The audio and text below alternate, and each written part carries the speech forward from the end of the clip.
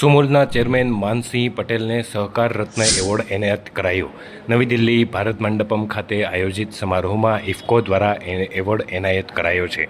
₹11 લાખનો નગદ પુરસ્કાર પણ એનાયત થયો। Mansingh Patel Sumul dairy, Mahuva sugar factory અને વ્યારા શુગર ફેક્ટરીના પ્રમુખ તેમજ અનેક સામાજિક શૈક્ષણિક સંસ્થાઓ સાથે જોડાયેલા છે। મહુવા તાલુકાના વાંસકુઈ જેવા નાના ગામમાંથી આવતા ખેડૂત છે માનસિંહ પટેલ।